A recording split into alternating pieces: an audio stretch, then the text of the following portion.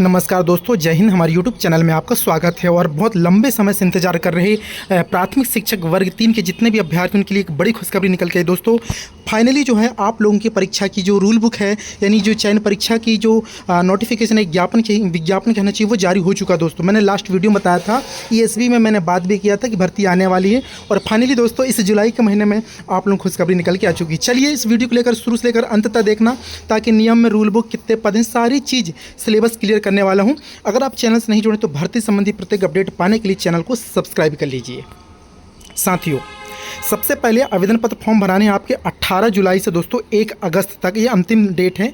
और परीक्षा आपकी सबसे इंपॉर्टेंट है 31 अगस्त, यानी आपके पास 15 दिन जुलाई के दोस्तों और 30 दिन जो है आप समझ लीजिए अगस्त, यानी आपके पास मात्र 45 डे, यानी आप 40 से 45 दिन समझ के चलिए, यानी आपके पास टाइम बिल्कुल नहीं। सिलेबस भी कवर कैसे कर पाएंगे, अभी आपको मैं सिलेबस भी लेके चलता हूँ। सिलेबस भी दोस्तों लगभग बदल चुका है साथियों। CDP आपकी गायब हो चुकी है, संस्कृत आपका गायब हो चुका है दोस्तों।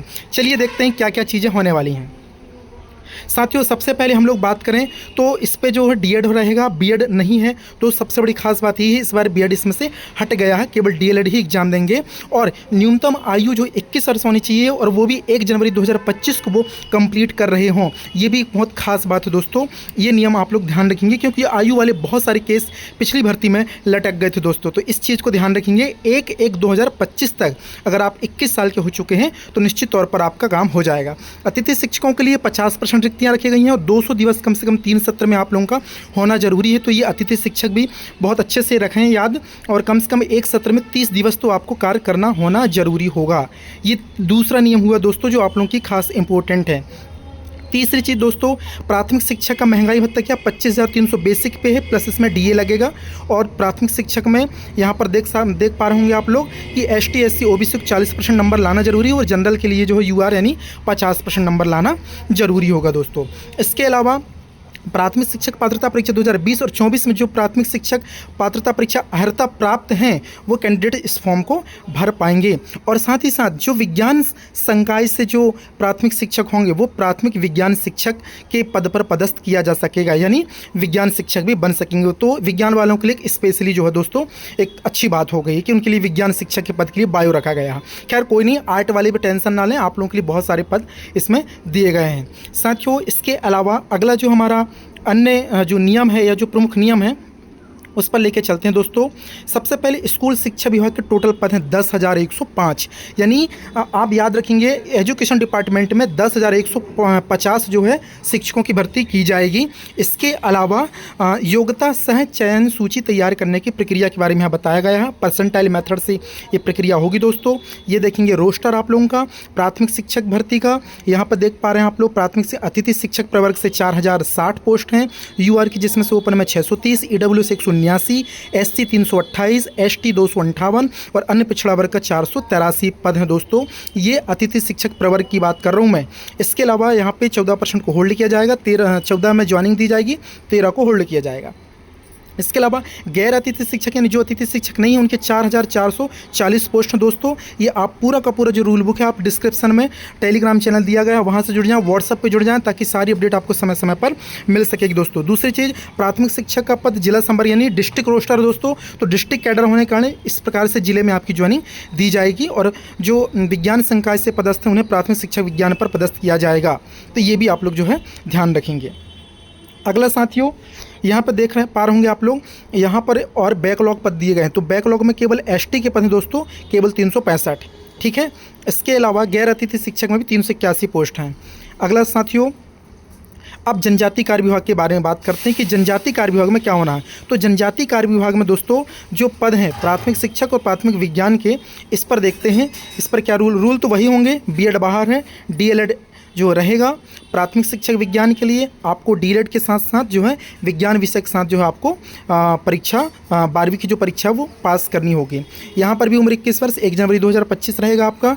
इसके अलावा इसमें कितने पोस्ट हैं इस पर जो डिटेल में हम चर्चा करने वाले हैं। ये वीडियो थोड़ा शॉर्ट में बना रहा हूँ, इसलिए थोड़ा मैंने जो वॉइस है उसको थोड़ा सा स्पीड हाई कर दिया है एडिटिंग करके।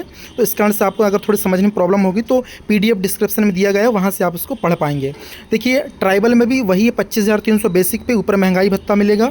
यहाँ पर भी 40% पासिंग मार्क्स है, 50% यूआर के लिए दोस्तों।